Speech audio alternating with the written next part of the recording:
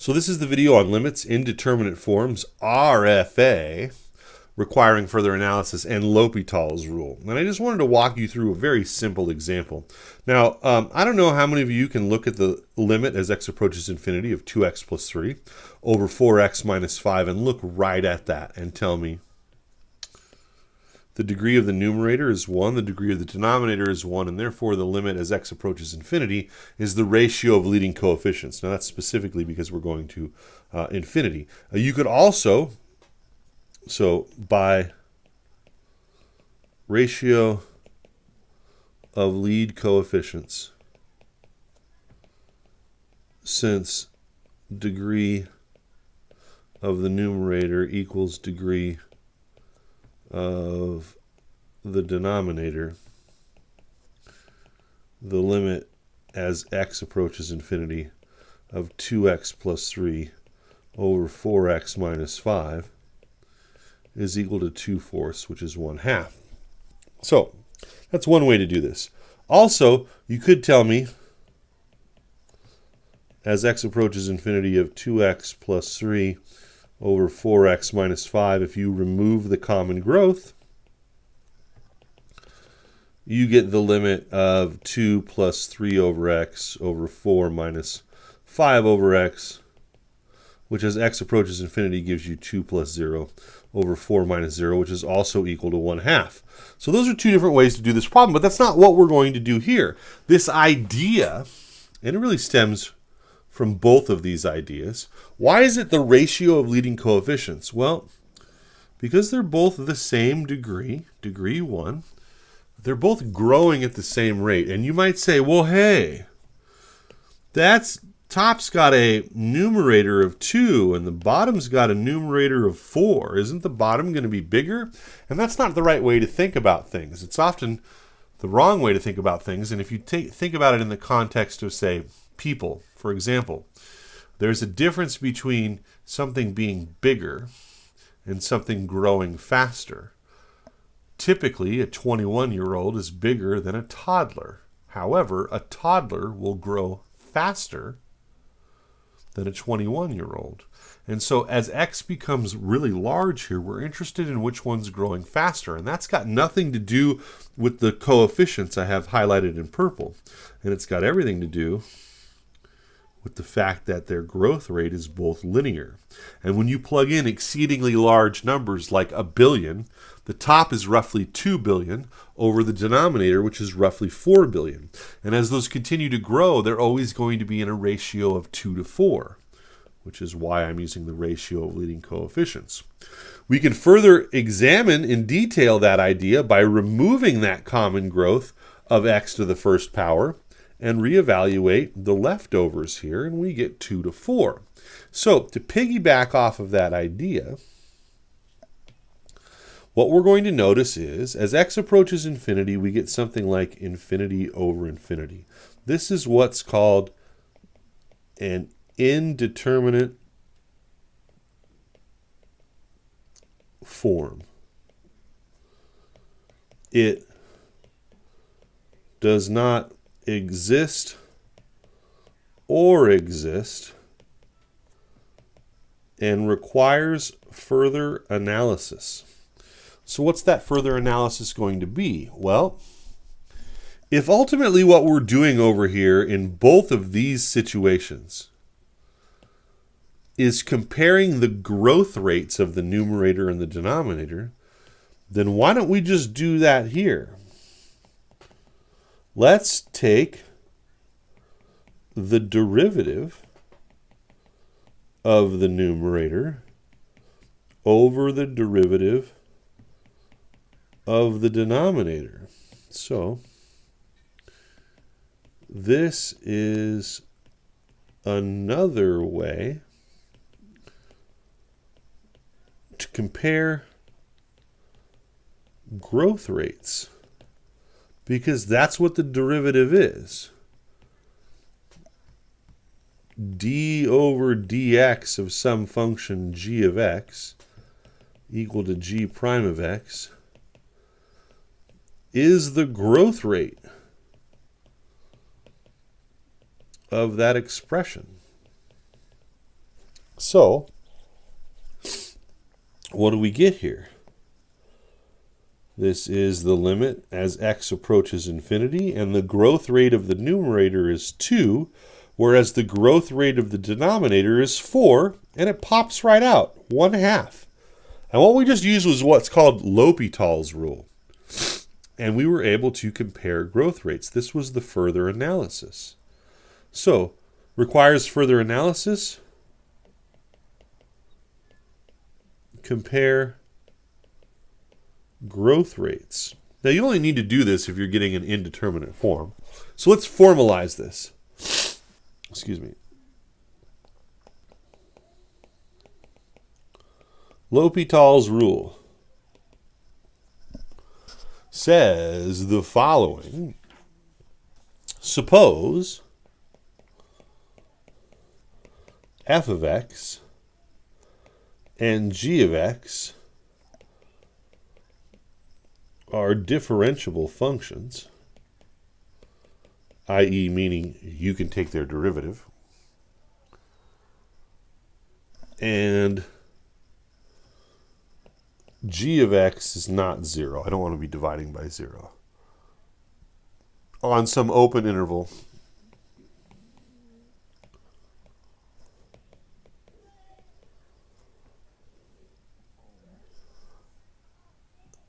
containing a, containing x equals a.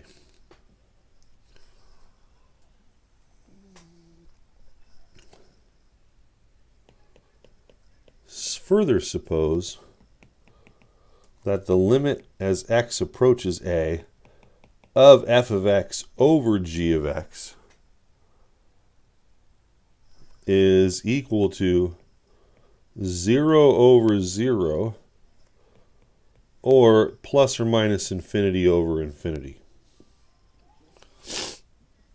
By the way, I'm going to classify these. These are what I refer to in my class as Tier 1 indeterminate forms. We'll talk more about indeterminate forms over the next couple of days. But Tier 1 indeterminate form, 0 over 0 or plus or minus infinity over infinity. Well, if the limit is 0 over 0 or infinity over infinity,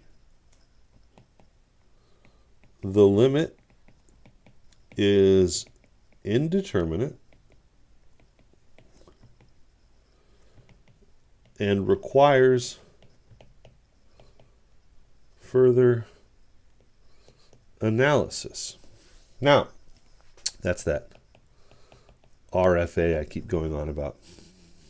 L'Hopital's rule says, if that's the case, then the limit as x approaches, I shouldn't say infinity, as x approaches a, whatever that value is, of f of x over g of x is equal to the limit as x approaches a of f prime of x over g prime of x. So again, what we're doing here is comparing, handwriting's terrible, comparing growth rates. And that's L'Hopital's rule. So, I guess I'll put that in some kind of box here. It's maybe the most important part of this lecture is learning how to state L'Hopital's rule and eventually how to use it.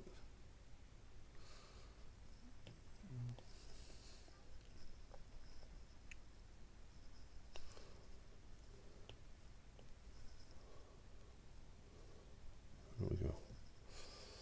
Okay, so be careful. Oh, that's not one word. Be careful. What do I mean by that? Indeterminate forms right now, Tier 1, are 0 over 0 or plus or minus infinity over infinity. This is the equivalent of small divided by small or big divided by big. Not to be confused with 0 over infinity, which is 0. This is small over big. Not to be confused with infinity over 0, which is infinity, which is big over small. And then you have things like infinity over a constant. Infinity over any constant is infinity, and 0 over any constant is also 0. So watch out for that kind of stuff. These are not indeterminate. So as soon as somebody sees 0 and infinity, they freak out. Now, you can only you can only use L'Hopital's rule on 0 over 0 or plus and minus infinity over infinity, which are known as the tier 1 indeterminate forms in this course. So let's do some examples. Example number 1, let's take a look at the limit as x approaches infinity of the natural log of x over x minus 1. This is one of the first examples they have in your book. This is a great example because this is not the kind of thing that you can use the ratio of leading coefficients on. You also can't remove the common growth. They're just two wildly different functions, and if you evaluate this directly, you get infinity over infinity. This is indeterminate, tier 1, and requires further analysis. And these are the kind of things I want you to show me when you do these problems. By writing these little tidbits down on the right, it shows me that you are thinking about the problem correctly, you understand these concepts, and you are classifying the problem correctly, which allows you to move forward to your next step. Now, what I'm going to do is I'm going to use L'Hopital's rule, and anytime I or you are going to use L'Hopital's rule in this class, you're going to put a little h with a circle around it above your equal sign in the next step. This tells me that you're going to use L'Hopital's rule, and the step that you just did was not algebra, but in fact calculus. So what we're doing here is, this is the limit as x approaches infinity of the derivative of the numerator over the derivative of the denominator. Now, another warning. How many warnings can there be? Never enough. Warning. This is not the quotient rule. We are not taking the derivative of f of x over g of x.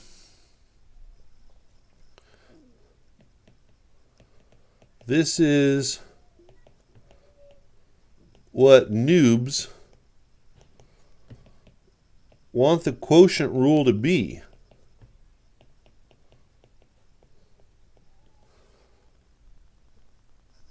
I wish the quotient rule was as easy as taking the derivative of the numerator over the derivative of the denominator. So that's confusing for students who have a shaky calculus background already. They really don't understand the quotient rule, and then we get into this section where we're taking the derivative of the numerator and denominator separately, and then for some reason they latch onto this idea that it's the quotient rule. Well, it's the fake quotient rule. It's L'Hopital's rule. And we're not just taking the derivative of the entire expression. we're taking a ratio and we're comparing its growth rate of the numerator and the denominator to one another, relative to one another. And the result that we get here is a new limit, when simplified, that becomes the limit as x approaches infinity of 1 over x, which is 1 over infinity, which is 1 divided by a really big number, which gets really small. So 1 over big equals small. How small? Depends upon how big it is. Well, if the bottom is going to infinity, that's as big, quote unquote, as it gets. And so this will be as small as it gets, which is tending towards 0. Anyway, that's the idea. Let's take a look at another example. Example 2. The limit as, let's see here, x approaches infinity of, let's find a good one.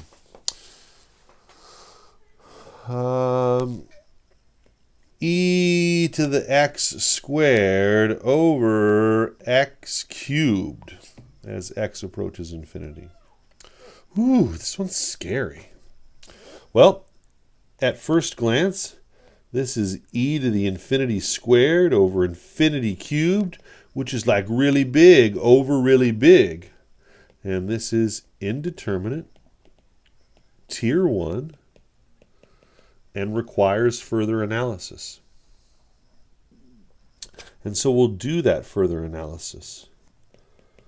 This is the limit as x approaches infinity of the derivative of the numerator over the derivative of the denominator, which is the limit as x approaches infinity of the derivative of an exponential is itself times the derivative of the exponent, and the derivative of the denominator is 3x squared. We'll clean this up a little bit. This is 2/3 times the limit as x approaches infinity of, let's see, we'll get 1 power of x to cancel, and we'll get e to the x squared over x. We'll reevaluate this limit, and we'll get 2/3 infinity over infinity, which requires further analysis. This is still indeterminate, tier 1. What do we do here? Well, what can we do? I'll tell you what we can do. We can use L'Hopital's rule again. Let's compare their growth rates. So we have 2/3 the limit as x approaches infinity of the derivative of the numerator. Again, I'm looking at this form here, over the derivative of the denominator, which is 2/3 times the limit as x approaches infinity of 2x e to the x squared over 1. And if I factor out my constants here, I'll get 4/3 times the limit as x approaches infinity of x e to the x squared, which is 4/3 infinity times infinity. Now, what the heck is that?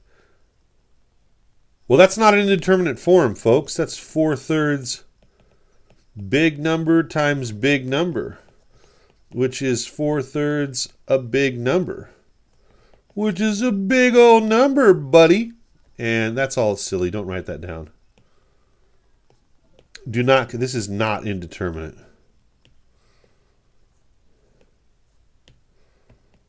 It just equals infinity. And this limit does not exist. So maybe I should have written that down up here with the other weird indeterminate forms. Maybe this, I guess it was obvious to me at the time. 0 times 0 is 0, and plus or minus infinity times infinity is plus or minus infinity. So those aren't indeterminate forms either. I thought maybe that was obvious, but you never know. So be careful. Watch out for just assuming something's indeterminate. There's only 2 of them right now. 0 over 0 or infinity over infinity. So what did the second example show us? You might have to use L'Hopital's rule more than once and whittle this down as you go. So That's the idea. Take a look at some tier 1 examples. And we're going to do some tier 2 examples tomorrow. But I'm going to do one more video for this section. I want to introduce you to some more indeterminate forms.